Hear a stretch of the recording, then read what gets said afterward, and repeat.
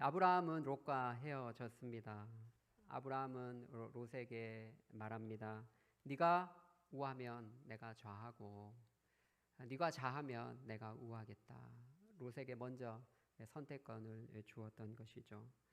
롯은 눈에 보기에 기름지고 좋은 땅을 먼저 선택했습니다. 그래서 그가 선택한 지역은 소돔과 고모라 지역이었습니다. 여러분, 요단강이 있으면 요단강이 남쪽으로 이렇게 쭉 이렇게 흘러내리거든요. 남쪽으로 흘러내리면 결국 어디로 들어가냐면 사해 바다로 들어갑니다. 사해, 해자가 바다해 아닙니까? 사해로 들어가는데 사실은 바다가 아닙니다. 큰 호수입니다. 그 면적이 서울 정도 되는 그 정도로 큰 호수입니다. 너무나 큰 호수이기 때문에 바다 해자를 써서 사해라고 부르고, 사자는 죽을 사입니다. 그래서 죽음의 바다이죠. 왜 죽음의 바다일까요? 그 염도가 우리가 잘 알다시피 굉장히 높습니다. 일반 바다의 염도는 한 3.5% 정도 된다고 합니다. 근데 사해의 염도는 무려 31% 혹은 32%, 그러니까 10배 정도 되는 거예요.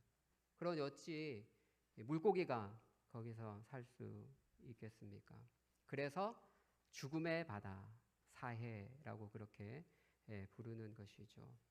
소금도 많고 미네랄도 많고 광물질이 많아서 그곳에 담수욕을 하면 건강에 좋다는 소문은 있습니다.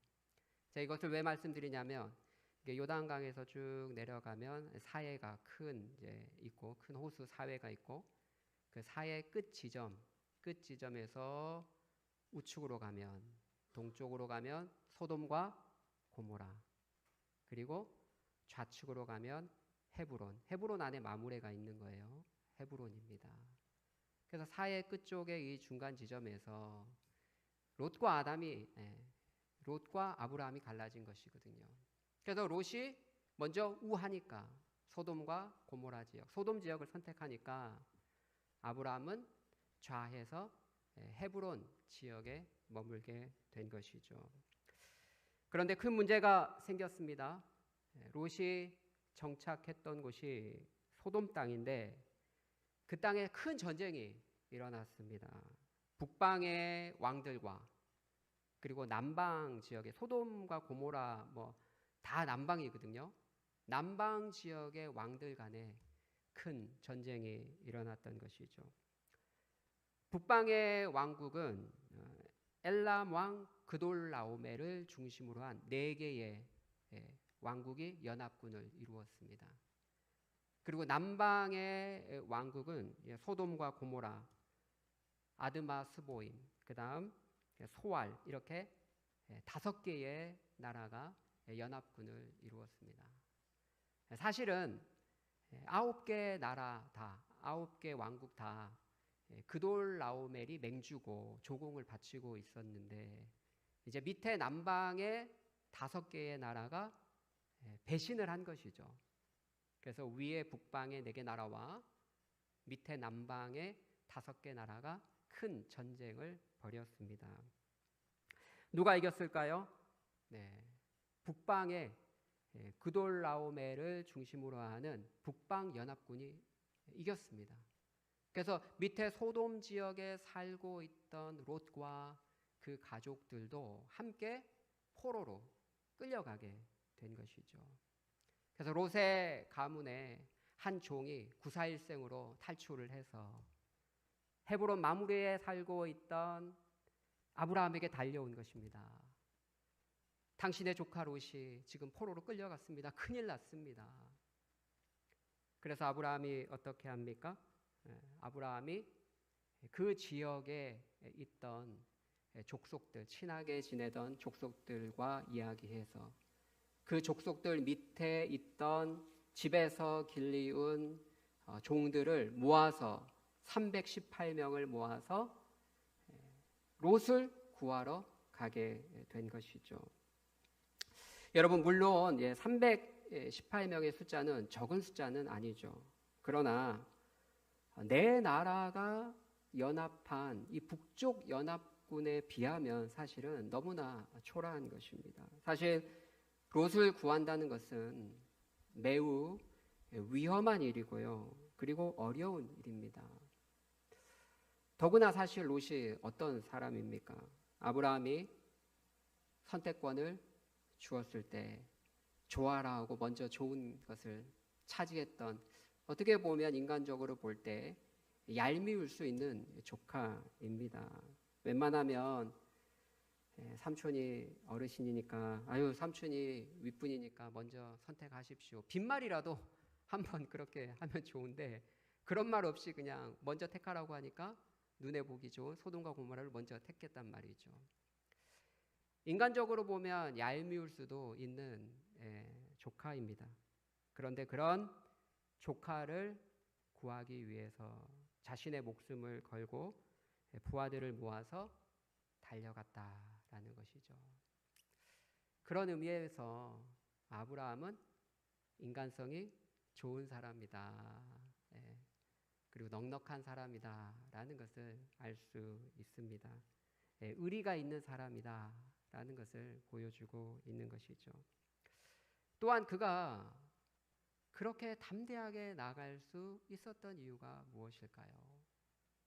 318명이 적은 숫자는 아니지만 그러나 북쪽의 연합군은 상당히 최소 수천 명이었을 텐데 어떻게 이렇게 담대하게 나아갈 수 있었을까요? 아브라함이 전쟁을 치러본 적도 사실 없고 또 제갈량처럼 뛰어난 군사 전략가도 아닌데 어디서 그런 자신감이 나왔을까요? 저는 그것이 하나님에 대한 믿음으로부터 나왔다고 확신합니다. 최근에 경험했던 하나님이 어떤 분입니까? 애굽에 끌려갔을 때, 애굽에 내려갔을 때, 자기 아내를 빼앗겼을 때 다시 돌려받았는데 그 일련의 과정을 통해서 어떤 하나님을 경험했습니까? 초강대국 바로도, 애굽의 왕 바로도 벌벌 떨게 만드는 그 하나님의 능력을 그는 경험했습니다. 초강대국 바로도 하나님이 벌벌 떨게 하셨다면 그 하나님이 지금 나와 함께하고 있는데 그달로오멜 네, 그 연합군 그들이 아무리 많다 할지라도 내가 이길 수 있다라는 그런 믿음이 생겼다라는 것이죠. 그래서 318명을 끌고 북쪽으로 요단강을 따라서 쭉 올라갑니다. 쭉 올라가서 단까지 가서 그들을 쫓아가서 야밤에 기습 공격을 해서 이기게 됩니다. 그리고 기적같이 승리를 거두어서 롯도 구하고 가족들도 구하고 그리고 빼앗겼던 수많은 재물들도 가지고 오게 되는 것이죠. 이것은요, 아브라함이 전략이 뛰어나고 용맹한 군사들이 있었기 때문에 그러던 게 아니에요, 여러분. 지금 아브라함이 끌고 갔던 사람들은 그냥 집안에서 길리웠던, 각 족속의 집안에서 길리웠던 훈련받은 318명입니다. 전문적으로 군사훈련을 받은 사람들이 아닙니다. 그럼에도 불구하고 하나님이 개입하셔서 승리를 허락해 주신 것이죠. 승리해서 그리고 이제 요단강을 따라서 이렇게 쭉 남쪽으로 내려오고 있는데 그때에 누가 마중을 나왔습니까? 바로 소돔 왕이 마중을 나왔습니다. 소돔 왕은 전쟁 때 도망갔었거든요. 도망갔다가 아브라함이 전쟁에서 승리하고 내려온다는 소식을 듣고 너무 기뻐서 아브라함을 마중 나온 것이죠. 이때 살렘 왕 멜기세덱도 떡과 포도주를 가지고 나왔다라고 성경은 기록하고 있습니다. 도대체 이 살렘 왕 멜기세덱이 어떤 존재일까요? 이 살렘의 어원은 우리 샬롬 아시죠? 평화, 평강의 뜻입니다. 그래서 살렘 왕이라는 것은 평화의 왕, 평강의 왕이다라는 것이죠. 왕이면서 동시에 지극히 높으신 하나님의 제사장이다라고 기록하고 있습니다. 구약 시대의 제사장 제도는 사실은 모세가 율법을 받고 나서 그리고 모세의 형 아론 계열을 통해서 제사장이 되었습니다. 그런데 이 모세가 나기도 전 이미 400년 전에 제사장이 있었다는 거예요. 근데 놀랍게도 제사장일 뿐만 아니라 평강의 왕이요 제사장 직분을 함께 하고 있는 분이었다라는 것이죠. 도대체 이분이 누구실까요? 만약에 신약의 기록이 없었다면 우리는 그분이 누구인지 알지 못했을 것입니다. 아마 상상도 못했을 것입니다. 근데 히브리서 7장은 멜기세덱이 어떤 분인지 우리에게 해석해주고 있어요. 히브리서 7장 1절 3절에 이렇게 얘기합니다. 이 멜기세덱은 살렘 왕이요 지극히 높으신 하나님의 제사장이라 여러 왕을 쳐 죽이고 돌아오는 아브라함을 만나 복을 빈지라. 또 이어서 말합니다. 아브라함이 모든 것의 10분의 1을 그에게 나누어 주니라. 그 이름을 해석하면 먼저 의의 왕이요 그 다음 살렘의 왕이니 곧 평강의 왕이요 그 다음이 중요합니다. 여러분, 아버지도 없고 어머니도 없고 족보도 없고 시작한 날도 없고 생명의 끝도 없고 하나님의 아들과 같아서 항상 제사장으로 있느니라. 할렐루야. 여러분, 우리가 다 아버지와 어머니가 있죠. 다 출생의 기원이 있는 거예요, 여러분. 근데 이 멜기세덱은 어떤 분인가? 족보가 없다는 거예요. 아버지도 없고 어머니도 없다. 그러니까 스스로 존재한다는, 영존하시는 분이다. 영원히 계신다. 시작도 없고 생명의 끝도 없고 영존하시는 분이다라는 거예요. 하나님의 아들과 같이 영원한 제사장으로 있다는 거예요. 여러분, 그분이 누구실까요? 하나님의 아들 예수 그리스도인 줄 믿습니다. 하나님의 아들 예수님밖에 없어요. 시작도 없고 끝도 없고 영존하시는 분. 하나님의 아들 예수님이 구약 시대에 인간의 몸으로 현현하신 것이죠. 현현하신 것입니다. 그런 사례가 구약에 덜어 있습니다. 신약에는 완전히 육신의 몸을 입고 우리 가운데 나타나셨지만 구약 시대에는 일시적으로 사람의 모양으로 현현하신 것입니다. 구약 시대 일시적으로 현현하신 것은 장차 예수님이 육신의 몸을 입고 이 땅 가운데 오실 것에 대한 예표입니다. 그림자입니다. 사실 그분은 항상 제사장으로 있습니다, 여러분. 죄인들과 하나님 사이에 그분은 항상 제사장으로 있는 거예요. 언제나 그분을 통해서 우리는 사실 축복을 받아요. 언제나 그분을 통해서 우리는 나아갑니다. 그런데 구약 시대는 어때요? 계시의 빛이 희미합니다. 그러하기 때문에 구약의 성도들은 희미하게 그 계시를 받았던 것이죠. 구약의 율법에 따라 제사를 드리면서 제사의 형식과 어떤 제물, 그것을 통해서 그 실체에 대한 그림자만 보고 희미하게 메시아에 대한 약속을 붙잡았던 것입니다. 즉 구약의 모든 제사장, 제사 제도, 그리고 제물, 이 모든 것은 그분에 대한 그림자예요. 장차 오실 영원한 제사장에 대한 그림자로 있다라는 거예요. 신약에 와서는 확연하게 그 실체 되신 예수님이 우리 가운데 오셔서 육신을 입고 우리 가운데 오셔서 독생하신 하나님의 영광을 우리 가운데 확연하게 드러내 보여 주신 것이죠. 만약에 히브리서 7장의 기록이 없었더라면 아마 그분이 누군지 어느 누구도 상상하지 못했을 것입니다. 그래서 멜기세덱이 무엇을 가지고 나왔습니까? 떡과 포도주를 가지고 나왔죠. 떡과 포도주는 무엇을 생각나게 합니까? 예수 그리스도의 성찬을 우리에게 생각나게 합니다. 예수님은 자신의 살과 자신의 피를 쏟아 우리를 구원하셨습니다. 그것을 기념하기 위해 성찬을 제정하셨죠. 그래서 떡을 떼고 또 잔의 포도주를 마심으로써 주님의 희생을 기념하도록 해 주셨습니다. 멜기세덱이 떡과 포도주를 가지고 나왔다는 것은 그것을 아브라함에게 주었을 텐데, 그것은 바로 그분이 자신의 살과 피를 통해서 우리를 구속하시는 구세주가 되심을 상징적으로 암시해 주고 있었던 것이죠. 물론 아브라함이 거기까지는 몰랐을 거예요. 우리는 히브리서의 기자의 그 확연히 드러난 계시의 말씀을 가지고 있지만 아브라함조차도 거기까지는 아마 알지 못했을 것입니다. 그러나 분명히 어떤 신적인 위대한 하나님의 제사장임에는 틀림없다라고 그는 알고 있었습니다. 그가 아브라함에게 축복을 합니다. 천지의 주제시오 지극히 높으신 하나님이여 아브라함에게 복을 주옵소서.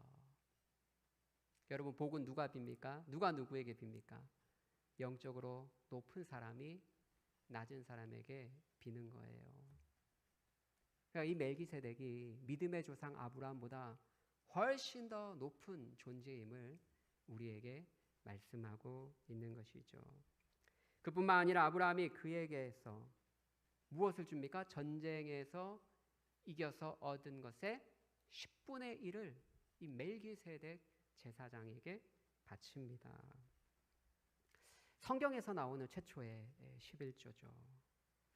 아브라함 자신의 능력으로, 자신의 힘으로 이 전쟁에서 이긴 것이 아니라 하나님의 절대적인 주권과 은혜 가운데 이긴 것입니다 라는 것을 고백하는 마음으로 10분의 1을 떼어서 멜기세덱에게 드렸던 것이죠.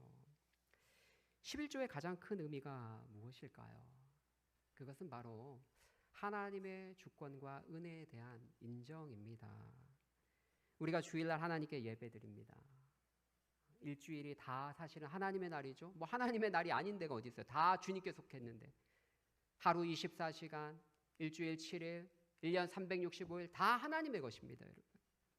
다 하나님의 것이지만 그러나 일주일에 한 날을 떼어서 우리가 하나님께 예배드림에 집중함으로써 시간의 주인이 하나님이십니다. 휴일날 쉴 수 있는 가장 좋은 시간을 주님께 드립니다. 그런 의미로 주님의 시간에 대한 주님의 주권과 은혜를 인정하며 고백하는 마음으로 우리가 주일 성소를 하는 것이죠. 마찬가지입니다. 11조는 우리의 수입과 재물에 대한 하나님의 주권을 인정하고 고백하는 행위입니다.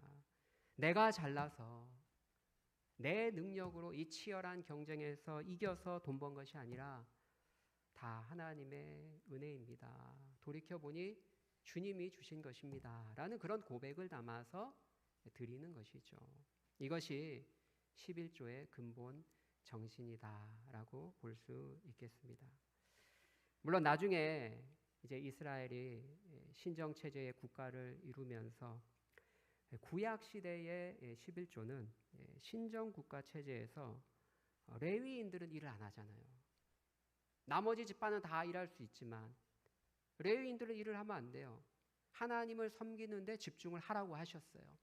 그래서 레위인들의 생활을 책임지기 위해서 의무적으로 드려야 했던 것이죠. 이제는 구약 시대가 아닙니다, 여러분. 이제는 신약 시대가 되었습니다. 우리가 교회가 뭐 신정 체제에 있는 것도 아닙니다. 그렇기 때문에 우리가 율법적으로 의무적으로 강압적으로 11조를 드리지는 않습니다.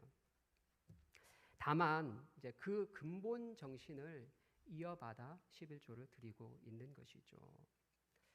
사도 바울은 고린도전서 9장에서 구약의 레위인들과 그리고 오늘날 신약에서 복음 전하는 자들을 비교해서 우리에게 설명하고 있어요. 이렇게 말합니다. 고린도전서 9장 13절과 14절에 성전에서 일하는 자들이 성전에서 나는 것을 먹으며 제단에서 섬기는 이들이 제단과 함께 나누는 것을 너희가 알지 못하느냐. 이같이 주께서도 복음 전하는 자들이 복음으로 말미암아 살리라 명하셨느니라. 즉 복음을 전하는 사람들은 복음을 전함으로 수고의 떡을 먹고 생계를 유지받는 것이 마땅한 원리다라고 우리에게 가르쳐주고 있는 것이죠.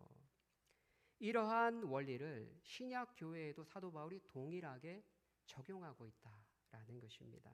이것이 교회 운영의 원칙입니다. 즉 복음 전하는 자들의 생계와 또 교회 운영과 구제와 선교와 여러 일을 감당하기 위해서 11조의 정신을 오늘날 유지하고 있다라는 것이죠. 그러나 분명한 것은 구약 시대처럼 율법적으로 의무적으로 지키지 않는다라는 거예요. 안 하면 저주받을까 봐. 어떤 목사님은 안 하면 막 뭐라고 하고 또 안 하면 거봐 안 하니까 이렇게 사는 거야. 이 모양으로 사는 거야. 뭐 그런 식으로 말씀하시는 분들도 있는데 이것은 구약식으로 이야기하는 것이죠. 합당하지가 않습니다. 우리는 항상 하나님이 내게 베푸신 은혜를 기억하면서 기쁨으로 자발적으로 뭐 누구 눈치 보면서 드리는 것이 아니라 하나님이 주신 마음에 따라서 자발적으로 드리는 것입니다. 무서워서 하는 것도 아니고요. 이거 드리면 뭐 하나님이 3배, 4배 주시겠지? 그런 기복적인 신앙으로 하는 것도 아닙니다. 저는 항상 무엇이든지 성경의 원리에 근거해서 또 오늘날 교회 운영을 고려해서 성도들에게 제대로 가르치는 것이 맞다고 생각합니다. 11조도 마찬가지라고 생각해요. 어떤 분들은 구약적으로 11조를 이해해서 안 하면 저주받는 것처럼 하는 일마다 망하는 것처럼 그렇게 말씀하시는 분도 있는데 그것도 잘못됐고 또 어떤 분들은 다 폐지됐다. 안 드려도 된다. 성도들은 좋아하죠. 그러나 저는 이것은 인기 영합주의라고 생각합니다. 사도 바울이 말한 그런 구약의 가르침에 근거할 때 신구약의 가르침에 근거할 때 합당하지 않다고 생각합니다. 구약 시대처럼 우리가 지키지는 않지만 그러나 신약 시대에도 그 정신을 이어받아서 사도 바울의 가르침에 근거해서 기쁨과 즐거움으로 자발적으로 드리는 것이 맞다라는 것이죠. 11조에 대해서 제가 정리해 드립니다. 첫째, 우선은 물질에 대한 하나님의 주권을 인정하고 감사하고 고백하는 행위입니다. 두 번째는 복음을 위한 사역자들과 선교와 구제와 교회 행정을 위해 실제적으로 필요하기 때문에 그 정신을 이어받고 있습니다. 세 번째는 율법적으로 지키는 요소가 아니라 강제나 의무나 누구 눈치를 봐서 드리는 것이 아니라 하나님이 주신 마음만큼 기쁨으로 즐거움으로 자발적으로 해야 된다라는 것이죠. 자, 아무튼 아브라함은 큰 승리를 거두었습니다. 그런데 그것이 하나님의 전적인 은혜임을 알게 되었어요. 그래서 10분의 1을 멜기세덱 제사장에게 드린 것이죠. 옆에 있던 소돔왕이 아브라함에게 뭐라고 말합니까? 네가 나가서 싸워서 이겼으니까 거기 속한 사람들, 우리 백성들은 보내라. 포로 갔다가 돌아온 사람들 있잖아요.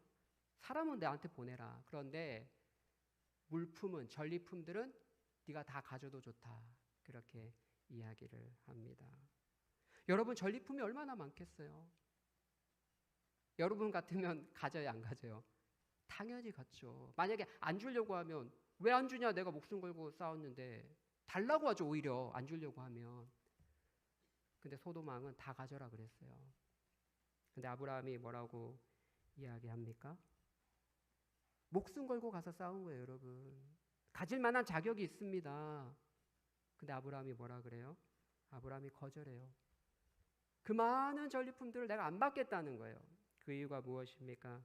오늘 본문에 뭐라고 말합니까? 내 말이 내가 아브라함으로 치부하게 하였다 할까요? 내게 속한 것은 한 시로라기, 들매끈 한 가닥도 내가 가지지 않겠다. 이게 무슨 뜻입니까, 여러분? 소돔왕 네가 나중에 아브라함이 왜 이렇게 부유하게 된 줄 알아? 그때 내가 전쟁 때 넉넉한 마음으로 전리품 다 줘서 아브라함이 부유하게 된 거야. 그따위 이야기하고 다닐까 봐 내가 안 받겠다는 거예요. 왜요? 자존심 때문이 아니라 나를 부유하게 만들고 나를 번창하게 만드신 분이 누구라는 거예요? 하나님이시라는 거예요. 그러니까 하나님의 이름만 나는 높이기 원한다. 하나님의 은혜만 내 삶을 통해서 주변 사람들에게 드러나길 원한다. 그런 마음이 있었던 것이죠. 그래서 사실 많은 재물이었지만, 갖고 싶었지만, 합당한 자격이 있었지만, 혹시라도 나의 삶에 하나님의 은혜가 드러나지 않을까 봐, 하나님의 영광이 가리울까 봐 안 받겠다는 거예요. 네 말이, 아브라함이 부유하게 된 것은 나 때문이다, 이런 말 하고 다닐까 봐 내가 안 받는다는 거예요.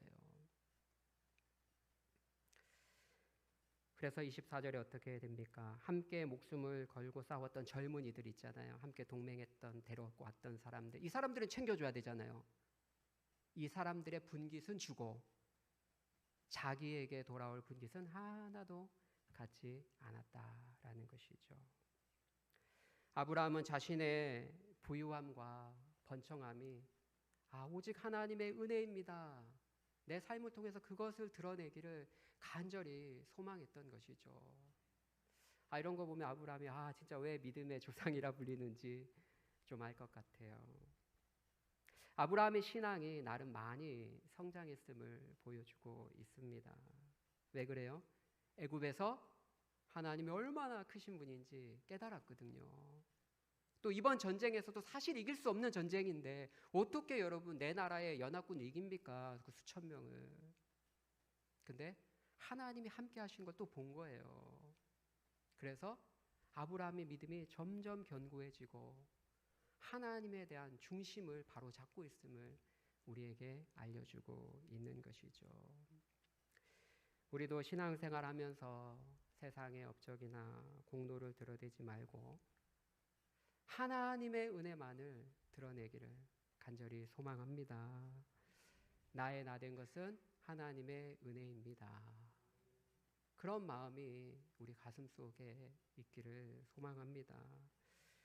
늘 주님의 은혜를 드러내고 하나님의 영광을 드러내는 믿음의 백성들이 되시기를 예수님의 이름으로 축복합니다.